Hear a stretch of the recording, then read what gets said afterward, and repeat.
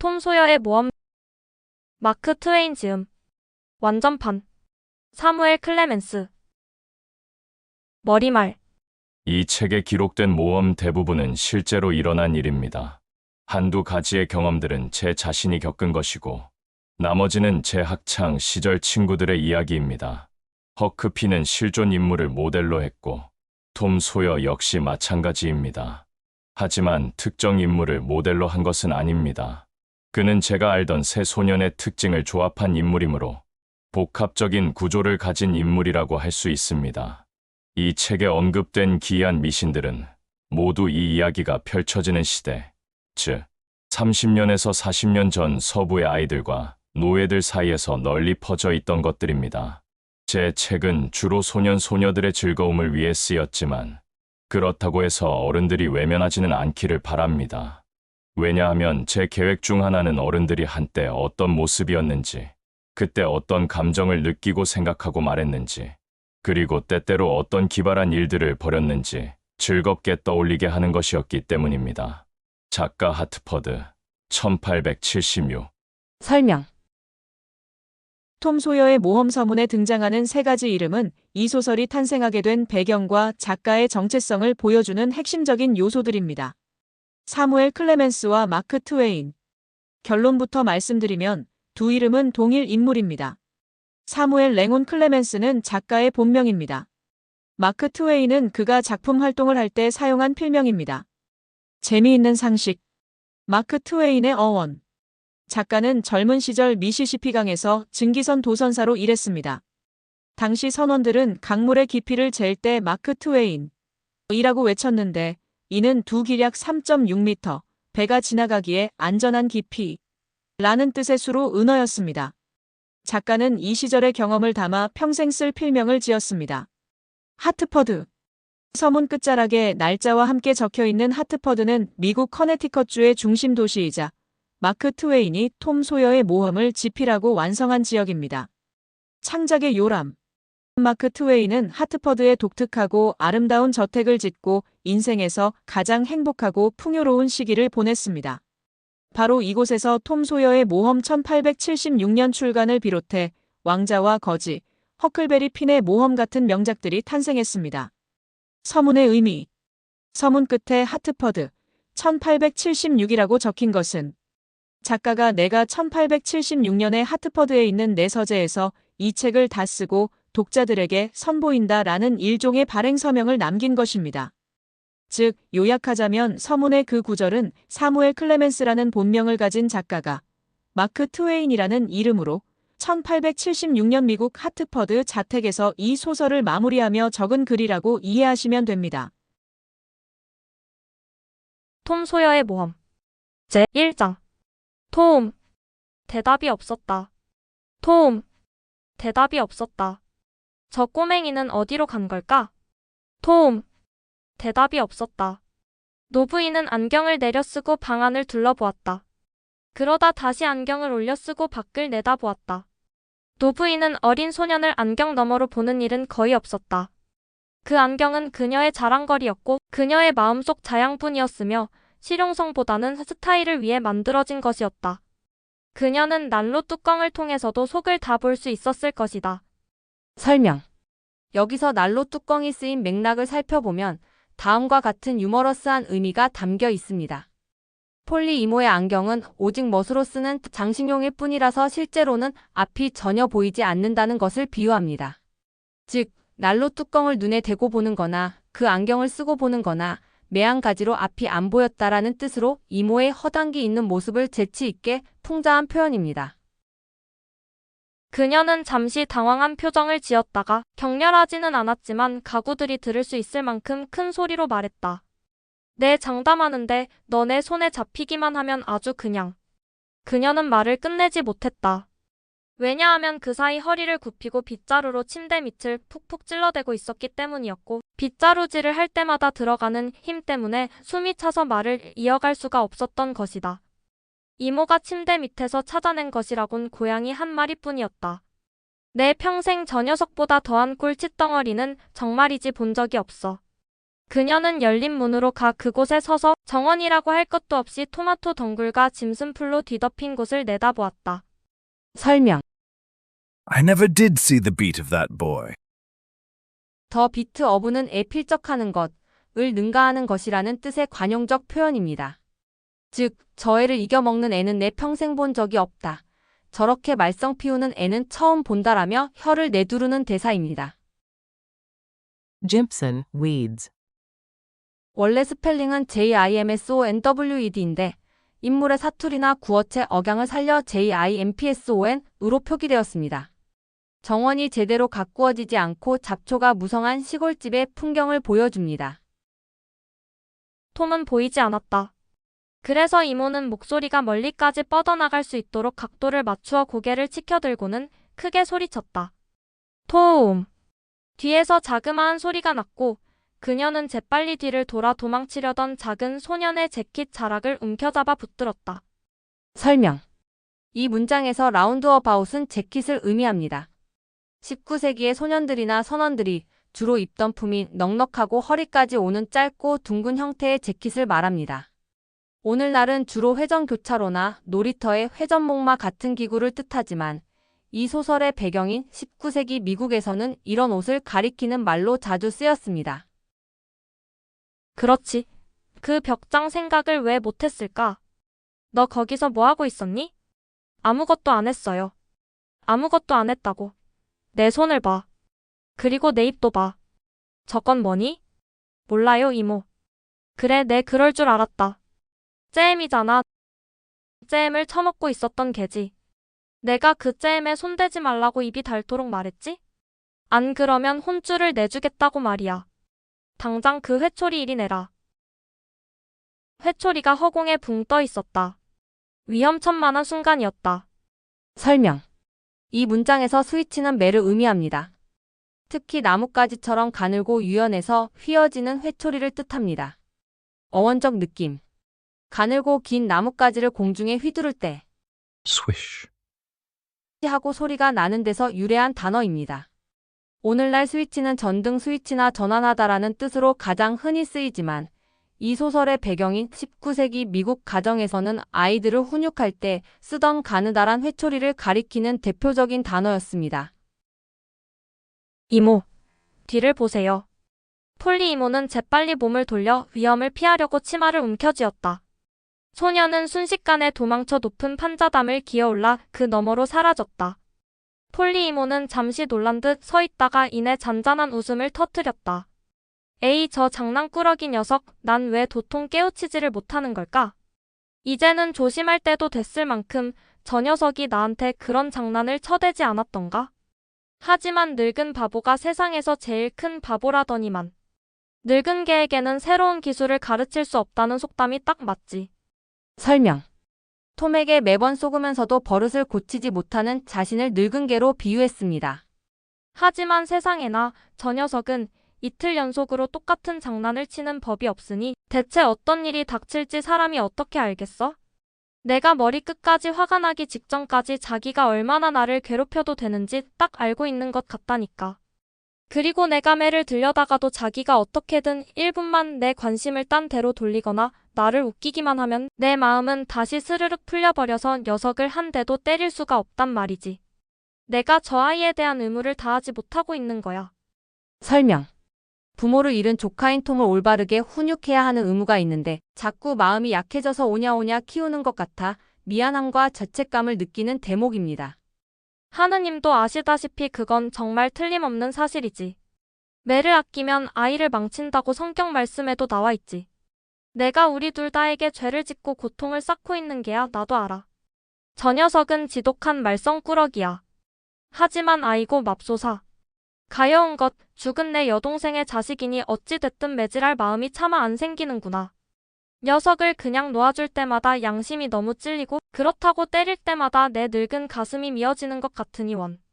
허참 성경 말씀대로 여인에게서 난 사람은 사는 날이 짧고 걱정이 가득하다더니 정말 딱 맞는 말이야. 녀석이 오늘 오후에는 틀림없이 학교를 빼먹고 땡땡이를 칠 테니 내일은 어쩔 수 없이 그에게 일을 시켜서 벌을 줘야겠구나. 참고 각주. Evening. 남서부 방언으로 오후를 뜻함.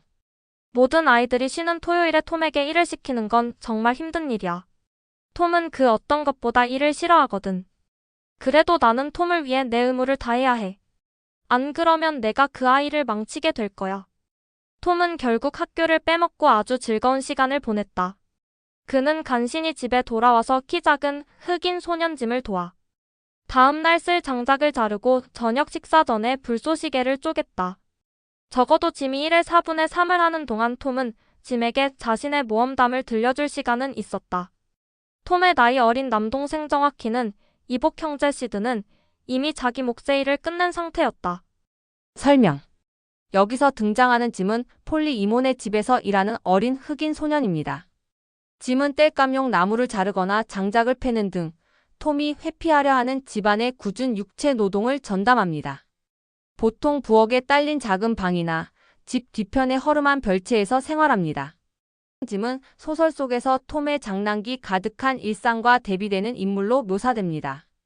특히 톰은 교묘한 꾀를 내어 자신이 해야 할 노동을 짐에게 떠넘기곤 하는데 이는 당시 미국 남부의 인종적 계급 구조와 노동력을 착취하던 사회적 배경을 엿볼 수 있는 부분이기도 합니다. 짐은 톰의 집에서 성실하게 일하지만 톰의 아이 같은 영리함에 이용당하는 서글픈 역할을 주로 맡고 있습니다. 시드는 조용한 아이였고 모험심이 강하거나 말썽을 부리는 성격이 아니었다. 톰이 저녁밥을 먹으면서 기회가 생길 때마다 설탕을 슬쩍슬쩍 훔치고 있는 동안 폴리 이모는 그에게 음흉함으로 가득 차 있고 아주 심오한 질문들을 던졌다. 왜냐하면 톰을 함정에 빠뜨려 불리한 사실을 털어놓게 만들고 싶었기 때문이다. 그렇지만 다른 많은 순진무구한 사람들처럼 자신에게 어둡고 신비로운 외교적 재능이 타고났다고 믿는 것은 그녀가 가장 아끼는 허영심이었다. 그래서 그녀는 속이 뻔히 들여다보이는 자신의 얄팍한 속임수들을 보며 정말 기막히게 영악한 수법이라며 흡족하게 바라보기를 좋아했다. 그녀가 말했다. 톰, 학교가 꽤 따뜻했지, 그렇지? 네. 엄청나게 따뜻했지, 그렇지? 네. 수영하러 가고 싶지 않았니, 톰? 톰은 약간 겁이 나고 불편한 의심이 들었다. 그는 폴리 이모의 얼굴을 살폈지만 아무것도 알 수 없었다. 그래서 그는 말했다. 아니요, 별로요. 나이든 여인은 손을 뻗어 톰의 셔츠를 만지며 말했다. 하지만 지금은 그렇게 덥지는 않겠구나.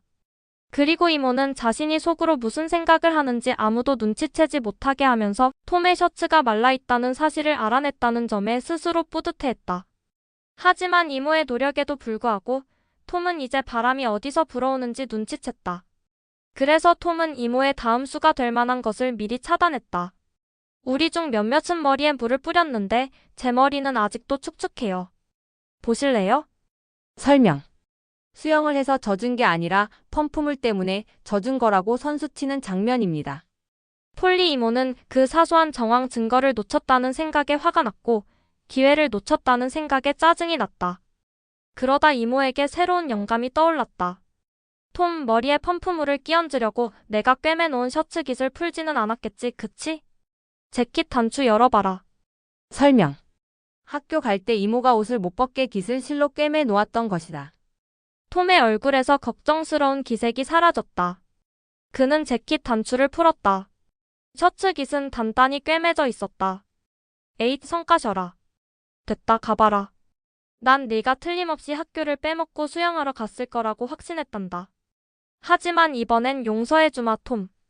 속단 말 맞다나 네가 털 그을린 고양이 같구나. 겉보기보단 낫단 말이지. 이번만큼은 말이다. 설명. Singed cat. 털이 그을린 고양이라는 뜻입니다. 털이 불에 그을린 고양이는 겉모습이 지저분하고 볼품없어 보이지만 쥐를 잡는 본연의 능력이나 생명력은 여전히 뛰어납니다. 여기에서 유래하여 미국 속담으로 겉보기에는 별 볼 일 없어 보이지만 실제로는 생각보다 똑똑하거나 능력이 있는 사람을 비유할 때 사용됩니다. 이모는 자신의 영리함이 빗나간 것이 내심 아쉬우면서도 톰이 웬일로 한 번쯤 착한 행동을 한 것에 반쯤은 기뻤다. 하지만 시드가 말했다. 어라, 이모가 형 셔츠 깃을 하얀색 실로 꿰매셨던 것 같은데 지금 보니까 검은색이네요. 뭐라고? 난 분명히 하얀 실로 꿰맸단 말이다. 톰. 하지만 톰은 나머지 말을 기다리지 않았다. 문 밖으로 뛰쳐나가며 톰이 말했다. 시드, 그 일 때문에 널 혼내줄 거야. 안전한 곳에 도착해서야 톰은 자신의 재킷깃에 꽂혀 있는 실이 감긴 커다란 바늘 2개를 살펴보았다. 하나는 하얀 실이, 다른 하나는 검은 실이 감겨져 있었다. 설명. 이 문장에서 바늘의 크기를 나타내는 표현은 2개의 큰 바늘입니다. 여기서 큰 바늘이 정확히 어느 정도의 크기인지 소설 속 맥락과 당시 배경을 바탕으로 살펴보면 다음과 같습니다. 1. 일반적인 바느질 바늘보다 확연히 큰 크기. 여기서 말하는 바늘은 옷을 꿰매는 데 쓰는 일반적인 미싱 바늘이나 아주 가느다란 바늘이 아니라 손으로 두꺼운 천을 꿰매거나 이불, 외투 등을 수선할 때 쓰는 굵고 긴 바늘에 가깝습니다. 대략 손가락 손마디 하나 정도 이상의 길이로 눈에 쉽게 띄는 크기입니다. 2. 톰이 일부러 큰 바늘을 챙긴 이유. 손쉬운 사용. 학교를 빼먹고 강에 들어가 수영을 한 뒤 폴리 이모가 꿰매놓은 셔츠깃을 똑같이 다시 꿰매어 증거를 인멸하려는 목적이었습니다. 어린 톰의 서툰 솜씨로도 실을 쉽게 꿰고 다루려면 구멍이 크고 굵은 큰 바늘이 필요했습니다. 보관의 용이성. 재킷깃에 꽂아두고 필요할 때 언제든 바로 빼서 쓰기에는 실이 칭칭 감겨있는 큰 바늘이 잃어버릴 염려도 적고 안전했습니다. 따라서 톰이 옷깃에 꽂아둔 바늘은 슬쩍 보아도 존재감이 드러날 정도로 투박하고 큼직한 수선용 바늘이라고 이해하시면 됩니다. 톰이 말했다. 시드 녀석만 아니었으면 이모는 절대 눈치채지 못했을 텐데. 제기랄, 이모는 어떨 때는 하얀 실로 꿰매고 어떨 때는 검은 실로 꿰맨단 말이야. 제발 둘 중 하나로만 통일하셨으면 좋겠네. 도저히 기억을 못하겠잖아. 하지만 장담하는데 이번 일로 시드 녀석을 아주 두들겨 패줄 거야. 내가 저 녀석의 버릇을 고쳐주겠어. 설명. Confound it! 빌어먹을 제기랄. 같은 가벼운 욕설입니다. 그는 마을의 모범생이 아니었다. 하지만 그는 그 모범생을 아주 잘 알고 있었고 몹시 싫어했다. 2분도 채 지나지 않아, 아니 그보다 짧은 시간에 그는 자신의 모든 괴로움을 까맣게 잊어버렸다. 그의 괴로움이 어른이 겪는 괴로움보다 그에게 조금이라도 덜 무겁거나 덜 쓰라렸기 때문이 아니다. 다만 새로운 강력한 관심사가 그 괴로움들을 짓누르고 잠시 동안 마음 밖으로 쫓아내 버렸기 때문이었다. 마치 어른들이 새로운 사업이 주는 흥분 속에서 자신들의 불행을 잊어버리는 것처럼 말이다. 이 새로운 관심사는 아주 귀하게 얻은 독특하고 새로운 휘파람 기술이었다. 그 휘파람 기술은 그가 얼마 전 한 흑인에게서 막 배워서 익힌 것이었다. 그래서 그는 아무런 방해도 받지 않고 이것을 마음껏 연습하고 싶어 몸이 근질근질하던 참이었다. 설명. Suffering, too. 고통받는다는 뜻이라기보다 무언가를 너무너무 하고 싶어 한다는 뜻입니다. 그 기술은 새소리 같은 특이한 꺾기, 일종의 물 흐르듯 청하게 지저귀는 소리로 이루어져 있었다. 휘파람 음악이 나오는 도중에 짧은 간격으로 입천장에 혀를 뗐다 붙였다 함으로써 만들어지는 소리였다. 독자 여러분도 한때 소년 시절을 보낸 적이 있다면 이것을 어떻게 하는지 아마 기억하고 있을 것이다. 부지런히 주의를 기울인 덕분에 그는 곧 그 요령을 터득했고 입으로는 신나는 휘파람 소리를 가득 흘리고 영혼에는 감사함을 가득 채운 채 거리를 당차게 걸어갔다. 그의 기분은 마치 새로운 행성을 발견한 천문학자의 기분과 흡사했다. 의심할 여지 없이 강렬하고 깊으며 순수한 기쁨이라는 측면에서만 본다면 천문학자가 아니라 이 소년 쪽이 훨씬 더 큰 기쁨을 누리고 있었다. 여름날의 저녁은 길었다. 아직 어두워지지 않은 때였다. 잠시 후 톰은 불던 휘파람을 멈췄다. 그의 앞에 낯선 아이가 서 있었다. 톰 자신보다 체구가 약간 더 큰 소년이었다. 나이나 성별을 불문하고 새로 전입해온 사람은 세인트 피터즈버그 같은 가난하고 초라한 작은 마을에서 굉장한 구경거리였다. 게다가 이 소년은 옷을 잘 차려입고 있었다. 평일인데도 말이다. 이건 그야말로 믿기지 않는 일이었다. 소년의 모자는 앙증맞고 세련된 것이었으며 몸에 딱 맞게 단추를 채운 청색 천 재킷은 새 것인데다 말끔했고 바지 역시 마찬가지였다. 설명. 당시 시골 아이들은 주말 예배 때나 좋은 옷을 입었기 때문에 평일에 세련된 옷을 입은 것은 큰 충격이었다. 신발까지 신고 있었다. 금요일인데도 말이다. 심지어 밝은 색깔의 리본인 넥타이까지 매고 있었다. 톰은 그 아이에게서 풍기는 도시적인 분위기에 압도당했다. 톰은 그 멋진 아이를 빤히 쳐다볼수록 점점 더 코를 찡긋거렸고 자신의 옷차림은 더욱 초라해 보였다. 두 아이는 아무 말도 하지 않았다. 한 사람이 움직이면 다른 사람도 움직였지만 옆으로만 언을 그리며 움직였다. 둘은 항상 서로 얼굴을 마주보고 눈을 마주쳤다. 마침내 톰이 말했다. 내가 널 이길 수 있어. 설명. I can lick you.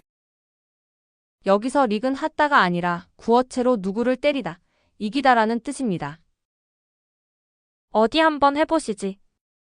난 할 수 있어. 못해, 절대 못해. 할 수 있어. 아니, 넌 못해. 할 수 있어. 넌 못해. 할 수 있다고. 못한다고. 어색한 침묵이 흘렀다. 그러자 톰이 말했다. 내 이름이 뭐야? 네가 알바 아니잖아, 아마도. 내가 알바가 되게 만들어주지. 어디 그래 보시든가? 말 한마디만 더 해봐, 진짜로 할 테니까. 한마디 더, 한마디 더, 한마디 더. 말 많이 했다 어쩔래? 설명. Much, much, much. There now. 앞에서 상대방이 너 말 많이 하면 가만 안 둔다라고 협박하니까 그를 화나게 하려고 그 단어를 그대로 반복하며 자, 많이 했다. 어쩔래? 하고 도발하는 유머러스한 장면입니다. 오, 네가 엄청 똑똑한 줄 아네, 그렇지? 나 마음만 먹으면 한 손은 뒤로 묶고도 너쯤은 이길 수 있어. 그럼 왜 안 하는데? 할 수 있다며 말만 번지르르 하게 하지 말고. 나한테 까불면 나 진짜 가만 안 있는다. 오, 그래? 너처럼 입만 살았다가 집안 전체가 꼴 좋게 공경에 처한 꼴을 내가 한두 번 본 줄 아냐? 설명. 너희 집안 식구들이 다 같이 덤벼도 나한테는 안 돼. 또는 너희 가족 전체가 너처럼 한심한 꼴을 당하는 걸 본 적 있다라며 상대방의 가족까지 묶어서 도발하는 거친 농담입니다. 픽스는 여기에서 진퇴양난 공경 꼴을 뜻합니다. 잘난 척하긴. 너 지금 네가 뭐라도 된 줄 아나 본데, 그렇지? 설명. You think you're some. 섬이 단독으로 쓰여 대단한 존재, 중요한 사람이라는 뜻의 방언입니다. 너 지금 네가 대단한 사람이라도 된 줄 알지? 라는 조롱입니다. 오, 그나저나 그 모자 꼴 좀 봐라. 모자가 마음에 안 들면 싫어도 참으시든가. 설명. You can lump that hat. Lump it. 관용구로 싫어도 받아들이다, 참다라는 뜻입니다. 모자가 마음에 안 들어도 네가 어쩔 건데? 그냥 참아라는 뜻이죠. 칠 수 있으면 어디 한번 쳐서 벗겨보시지. 하긴 내 도발에 넘어가는 녀석은 날달걀이나 빨아먹는 멍청이겠지만 너 거짓말쟁이지. 너야말로. 넌 한 대 맞아야 할 거짓말쟁이야. 그리고 내가 이렇게 싸우자고 대드는데도 무서워서 감히 덤비지도 못하지. 아유, 저리 꺼져. 야, 너 한 번만 더 그따위로 건방지게 입 놀리면 내가 돌멩이 하나 집어들어서 내 머리통에 정통으로 맞춰 튕겨나가게 해줄 줄 알아. 오, 당연히 그러시겠지. 진짜 할 거야. 그럼 왜 지금 안 하냐고. 왜 자꾸 하겠다고 말만 해대? 왜 안 해? 무서우니까 못 하는 거잖아. 나 안 무서워. 무서우면서. 안 무서워. 너는 무서워하고 있어. 또다시 침묵이 흐르고 두 소녀는 서로를 째려보고 옆걸음질 치면서 주위를 빙빙 돌았다. 이윽고 둘은 어깨를 나란히 마주하게 되었다. 톰이 말했다. 여기서 당장 꺼져. 너나 꺼져. 난 안 가. 나도 안 가. 그리하여 두 소녀는 각자 버팀목처럼 한쪽 발을 사선으로 딛고 서서 온 힘을 다해 서로를 밀쳐내며 저기에 찬 눈빛으로 서로를 노려보았다. 하지만 어느 쪽도 우세를 점하지 못했다. 둘 다 얼굴이 붉어지고 땀이 날 때까지 힘을 겨루다 잔뜩 경계하며 슬며시 힘을 뺐다. 그리고 톰이 말했다. 넌 겁쟁이에다 풋내기 같은 녀석이야. 우리 형한테 다 말해서 널 아주 혼내줄 거야. 우리 형은 새끼손가락 하나로도 널 팰 수 있어. 내가 꼭 그렇게 하라고 시킬 거야. 내 형이 뭐가 무섭냐? 나한테는 내 형보다 더 큰 형이 있어. 게다가 우리 형은 내 형을 저 울타리 너머로 던져버릴 수도 있다고. 사실 두 소년의 형은 모두 상상 속의 인물들이었다. 거짓말이야. 네가 그렇게 말한다고 해서 거짓말이 되는 건 아니잖아. 톰은 엄지발가락으로 흙바닥에 선을 하나 쓱 긋고는 말했다. 이 선을 넘어와봐. 너 서있지도 못하게 패줄 테니까. 도발에 넘어가는 녀석은 양이나 훔치는 도둑놈이겠지만 새로운 소녀는 즉시 선을 훌쩍 넘어오며 말했다. 하겠다고 했잖아. 이제 해보시지. 너무 가까이 오지 마. 조심하는 게 좋을걸? 네가 하겠다며 왜 안 하는데? 제기랄. 딱 2센트만 있으면 진짜 확 해버릴 텐데. 새로운 소녀는 주머니에서 널쩍한 구리 동전 2잎을 꺼내 비웃듯이 내밀었다. 톰은 그 동전들을 땅에 내던졌다. 설명. By jingo. 제기랄. 어라. 단언컨대. 와 같이 감정을 격하게 표현하는 옛 감탄사입니다. For 2 cents, I will do it. 아주 사소한 대가나 명분만 있으면 혹은 당장이라도라는 뜻의 관용구입니다. 톰이 말싸움에서 밀리지 않으려고 딱 2센트만 있어도 즉 명분만 있으면 당장 팰 텐데. 하고 허세를 부리자 상대방이 진짜로 2센트를 꺼내주며 톰의 허세를 역으로 찌르는 코믹한 장면입니다. 2 broad coppers. 2개의 널쩍한 구리 동전을 의미하며 바로 앞 문장에 나온 2센트를 가리킵니다. Broad. 19세기 당시에 발행되던 미국의 1센트 동전은 지금 쓰는 1센트보다 크기가 훨씬 크고 두꺼웠습니다. 거의 현재의 500원 동전이나 그보다 조금 더 큰 수준이었기 때문에 널쩍하다라는 표현이 붙은 것입니다. Coppers. 동전의 재질이 구리였기 때문에 구어체로 동전 그 자체를 뜻하는 말로 쓰였습니다. 즉 1센트짜리 구리 동전 2개를 말합니다. 순식간에 두 소녀는 고양이들처럼 함께 움켜쥔 채 흙바닥에서 뒹굴고 뒹굴었다. 그리고 1분 동안 그들은 서로의 머리카락과 옷을 잡아당기고 찢고 서로의 코를 주먹으로 치고 핥히고 그들 자신을 먼지와 영광으로 뒤덮었다. 설명. 온몸이 흙먼지 투성이가 되었지만 아이들 나름대로는 치열하고 명예로운 결투를 벌였다는 것을 위트 있게 나타낸 것입니다. 잠시 후 그 혼란 속에서 형체가 잡혔다.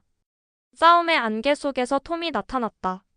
그는 새로운 소년 위에 올라타서 주먹으로 그를 마구 때리고 있었다. 그 소녀는 그저 벗어나려고 버둥거릴 뿐이었다.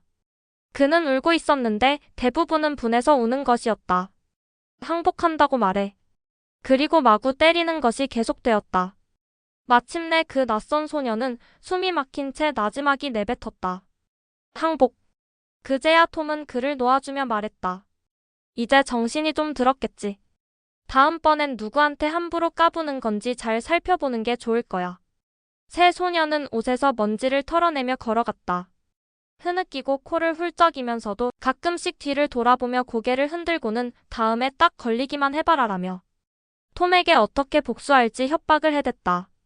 이에 대해 톰은 야유로 응수하며 의기양양하게 길을 나섰는데 톰이 등을 돌리자마자 새 소녀는 잽싸게 돌멩이 하나를 집어 던져 톰의 어깨 사이에 명중시켰다.